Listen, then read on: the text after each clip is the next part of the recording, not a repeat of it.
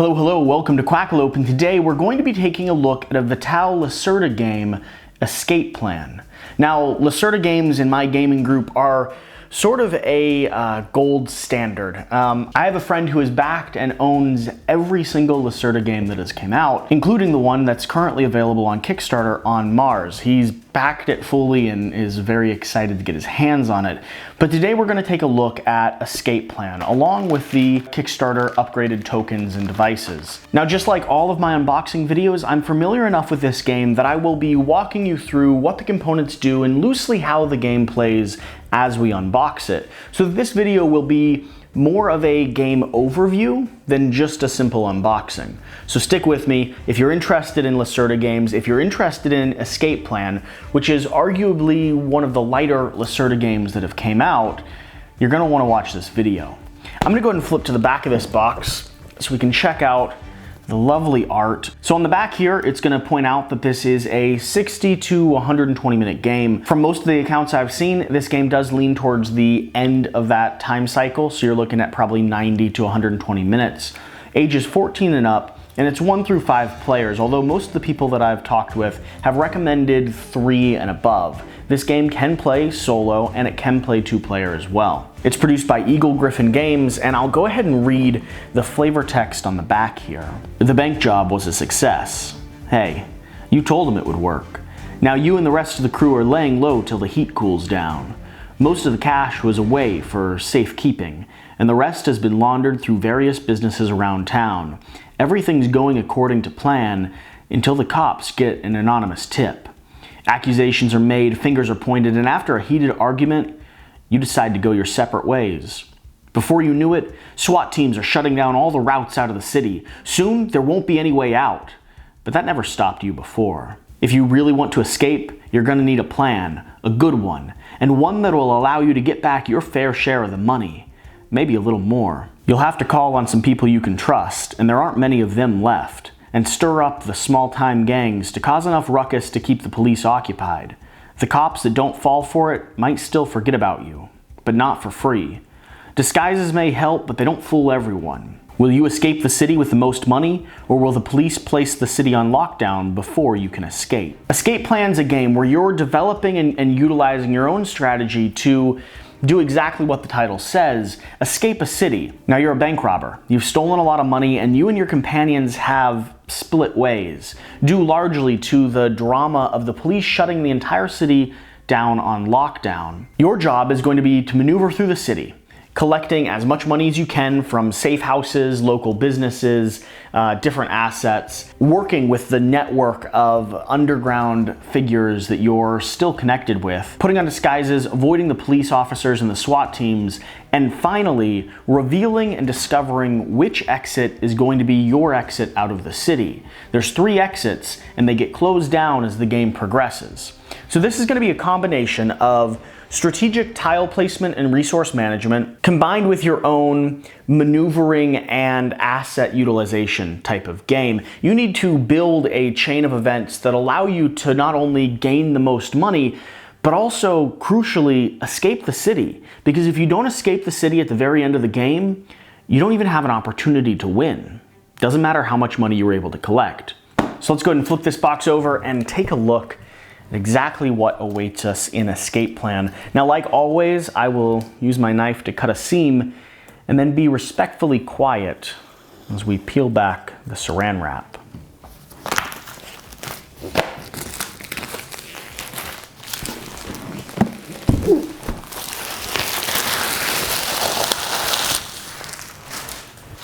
Oh, this box, just for the record, is absolutely massive. And it's made really well. You can see this beautiful graphic design here on the top. It's almost like it's a comic book popping out of the page. It's a little sketchy. I really just love the way it looks. There's the top of the box. We'll pull that off. It's built really well. It's thick, it's textured in a really nice way. It's just all around lovely. And I'll go ahead and spin this box around so that we're looking at the same thing here together. Here on the very top is going to be the classic pamphlet with all the other games. Throw that off to the side. Today, we're looking at Escape Plan. I'll check out those other games at another time. Here we have the rule book. It is fairly long and thorough with a limited number of pictures. This is a Lacerda game, so there is a lot going on, a lot of things to pay attention to, but like I said, this is one of the lighter Lacerda games out on the market. And so if you're a fan of some of those heavier games, or if you're just getting into some of these deeper games, this is kind of a good middle ground between some of the heavier titles. It's 23 pages long in total, and I'm sure I will have to spend a little bit of time diving into this to figure out exactly what the rules of this game are. Next, we're going to come into the punch tokens. What we're going to see on these punch tokens are going to be a few things. There's these tile grids, and each one of these are going to be double-sided so that they're not revealed until we're actually playing the game. You'll be building the city that you actually exist on by matching up tiles with other tiles that have similar environmental conditions. On these tiles, you're also going to see things like the potential exits. Here we have exit 3 and exit 2. You're going to see a lot of buildings. We have a hospital, a church, a subway tunnel that would allow us to connect those two locations, and 2 different safe houses here. Along with that, these smaller tokens, we're going to have keys that give you the ability to unlock certain safes at the market. We're going to have different businesses and establishments. We're going to have money, and we're going to have bags of money, which are going to be our hidden tokens that the keys can actually reveal. I won't punch out all of these tokens immediately. I'll do that by the time I come to the end of the video, and I'm sure you're seeing nice B-roll of all of this while you watch.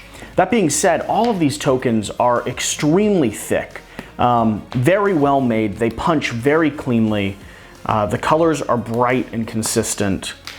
I do have to say, this is the size and level of cardboard and production that I've come to expect from Lacerda games, and that I honestly have come to at least hope for when it comes to any of the games that I'm unboxing and opening.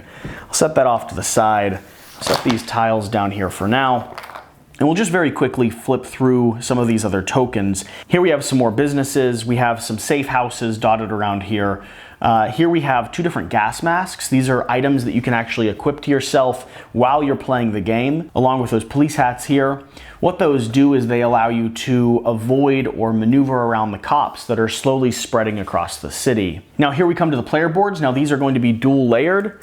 So all of these nice little tokens will fit and stay in place here on those. You have a dual layered zone here for your health. You have it here for the bikers. You have it in these 2 zones for different upgrades or equipment upgrades that you can do. And then you also have it over here, and this is where you actually indicate how much money you'll receive immediately when you take an action that gives you money during the game. Because you'll not only be collecting piles of money to save and keep when the game comes to an end, which are your victory points, you'll also be collecting money that's immediately available to you, so you can do things like buy equipment and gear, maneuver around cops, and even hire gangs of bikers to create a diversion for you or get you out of town quick. That way the cops that are in the zone that you're next to don't have the opportunity to shut down your escape. So here's a top player board. They look like clipboards here. Each one's stylized. I really love just the production quality on this is superb. It's absolutely beautiful, along with the art design, the aesthetics. Everything's clear, consistent, and I know from the videos that I've watched, everything is laid out with a purpose. There's no filler on this. Everything very clearly indicates how it's used and what it does in the game, all the way up to this little grid of keys up here. That's actually where you're going to store the keys that you collect throughout the game when you haven't used them. Everything on this player board has a purpose. Each player is going to have a duffel bag, which basically just hides your victory conditions. There's some things in this game that have to be kept secret so that other people don't play to their own advantage and purposely try to screw you over. These will allow you to check on those conditions while keeping other people from knowing exactly how much money you have or where in the town you want to make it to so that you can score that big value. Next, we'll have a few more tokens. These are single actions that can be taken throughout the game.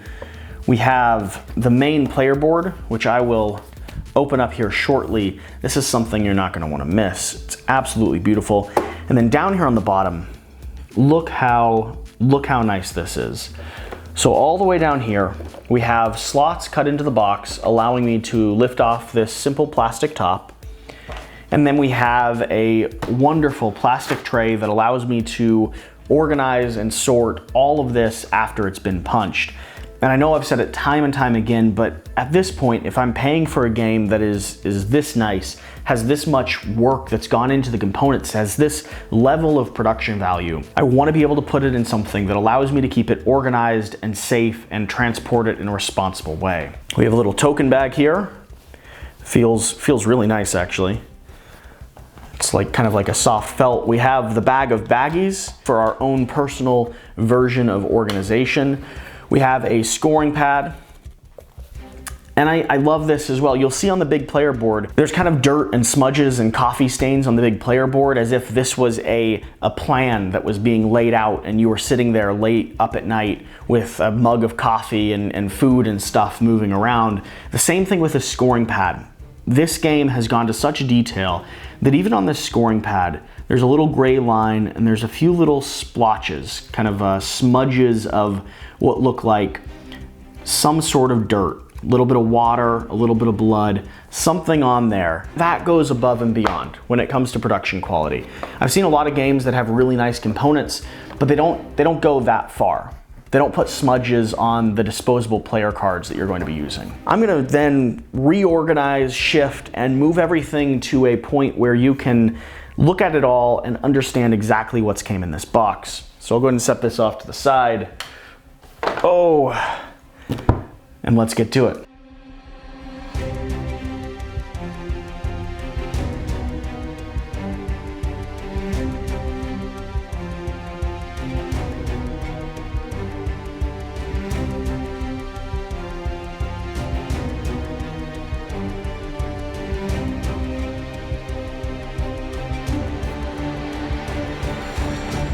So just right off the bat, I've went ahead and punched all the tokens. I've laid a lot of stuff out. I still have a few things that I need to officially open here on camera so that we can take a real look at them. But this game is absolutely massive. It's beautiful, it's gorgeous, it's designed really well. I mean, look at this beautiful player board all the way down to these coffee cup stains here on the game mat.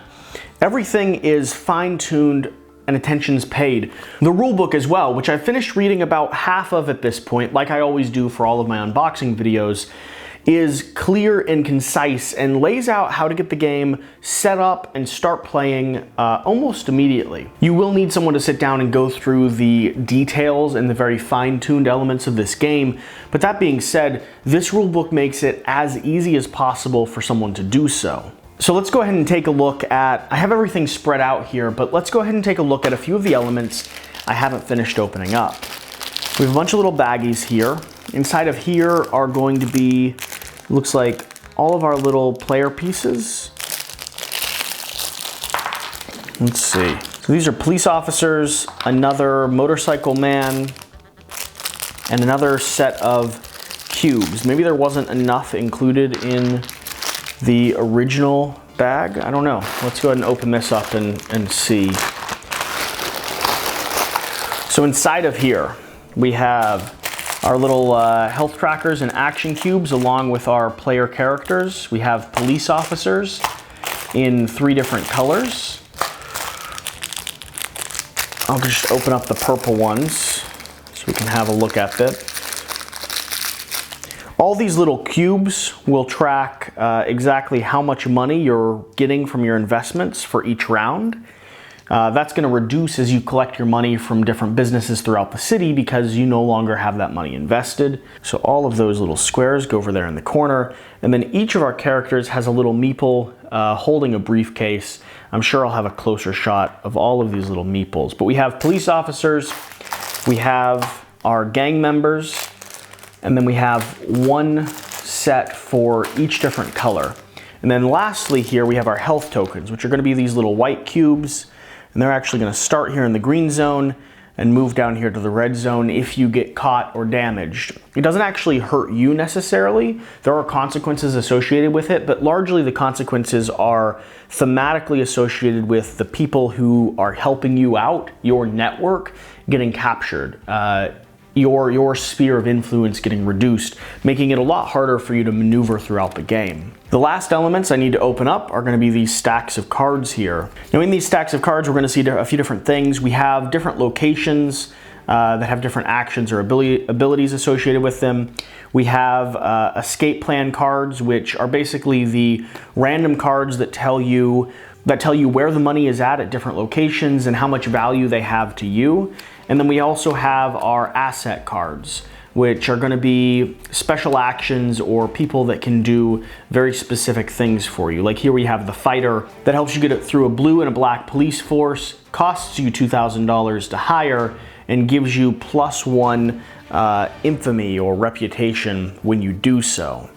So that's what we're going to see there. I'll open up this stack of cards as well, just to see what is going on in it. I think this stack of cards is going to be largely the same. All of the cards are mixed up, so I will have to go through here and sort them all out. But we have the informer, the medic, we have our different exit cards showing where you're trying to escape from, and we have these escape plan cards, which are actually the cards, like I said, that get revealed at the start of the game, but each person has their own unique escape plan that they're trying to follow. I'll set these cards over to the side. I'll do the same with all of these little additional bits and pieces. And very quickly, let's go ahead and take a look at the Kickstarter exclusive elements. So first off, we have a set of metal keys. They feel nice, they have a nice weight to them. They'll replace those cardboard keys up there in the top corner. We have our infamy tokens. So these are little wooden bits that'll replace these stars over here. And it looks like we also have more explicit figures. Looks like we have a figure for possibly the solo campaign variant.